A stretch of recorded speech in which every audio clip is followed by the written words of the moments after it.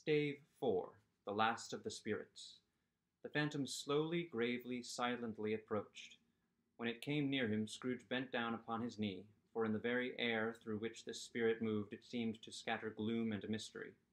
It was shrouded in a deep black garment, which concealed its head, its face, its form, and left nothing of it visible save one outstretched hand. But for this it would have been difficult to detach its figure from the night and separate it from the darkness by which it was surrounded. He felt that it was tall and stately when it came beside him, and that its mysterious presence filled him with a solemn dread. He knew no more, for the spirit neither spoke nor moved. "I am in the presence of the ghost of Christmas yet to come?" said Scrooge. The spirit answered not, but pointed onward with its hand.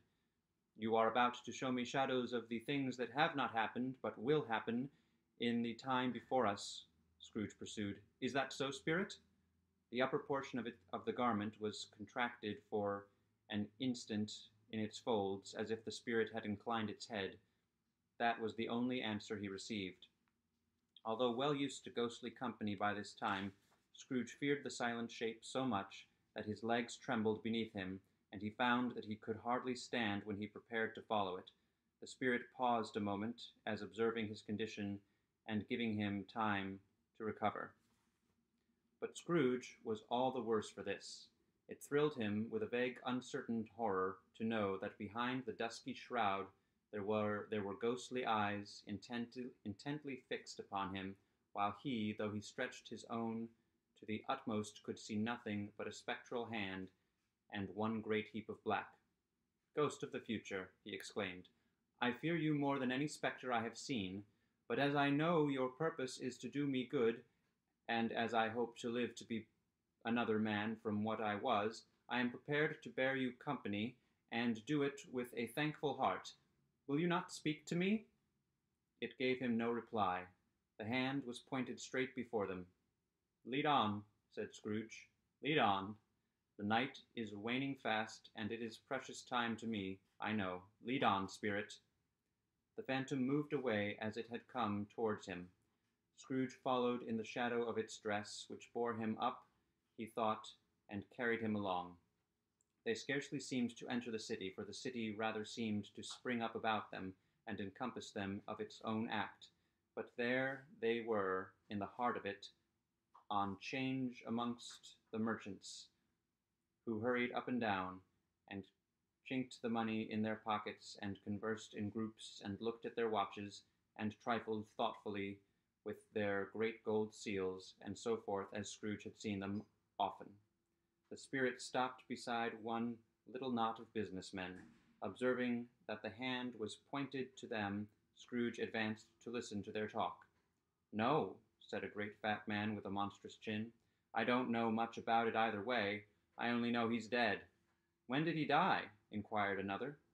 "Last night, I believe." "Why, what was the matter with him?" asked a third, taking a vast quantity of snuff out of a very large snuff-box. "I thought he'd never die." "God knows," said the first with a yawn.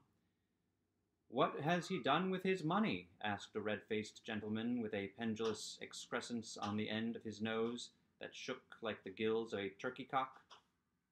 "I haven't heard," said the man with the large chin, yawning again. "Left it to his company, perhaps. He hasn't left it to me, that's all I know." This pleasantry was received with a general laugh. "It's likely to be a very cheap funeral," said the same speaker, "for upon my life I don't know of anybody to go to it. Suppose we make up a party and volunteer?" "I don't mind going if a lunch is provided," observed the gentleman with the excrescence on his nose. "But I must be fed if I make one." Another laugh. "Well, I am the most disinterested among you after all," said the first speaker, "for I never wear black gloves, and I never eat lunch. But I'll offer to go if anybody else will. When I come to think of it, I'm not at all sure that I wasn't his most particular friend, for we used to stop and speak whenever we met. Bye-bye." Speakers and listeners strolled away, and mixed with other groups.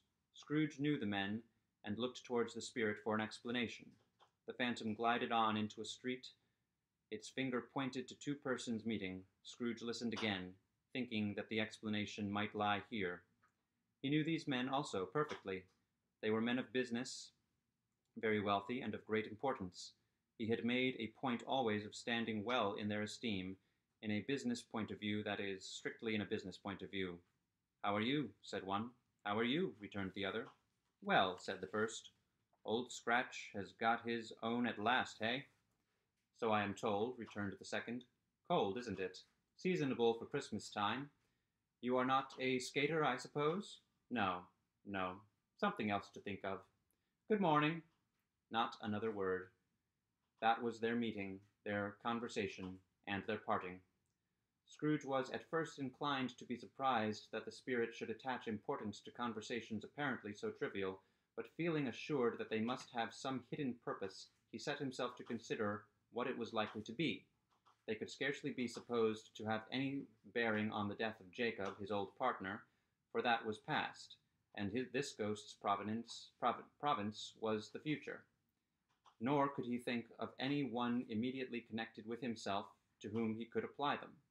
But nothing doubting that to whomsoever they applied they had some latent moral for his own improvement, he resolved to treasure up every word he heard, and everything he saw, and especially to observe the shadow of himself when it appeared, for he had an expectation that the conduct of his future self would give him the clue he missed, and would render the solution of these riddles easy. He looked about in that very place for his own image, but another man stood in his accustomed corner, and though the clock pointed to his usual time of day for being there, he saw no likeness of himself among the multitudes that poured in through the porch. It gave him little surprise, however, for he had been revolving in his mind a change of life, and thought and hoped he saw his new-born resolutions carried out in this. Quiet and dark beside him stood the phantom, with its outstretched hand. When he roused himself from his thoughtful quest, he fancied, from the turn of the hand, and its situation in reference to himself, that the unseen eyes were looking at him keenly. It made him shudder, and feel very cold.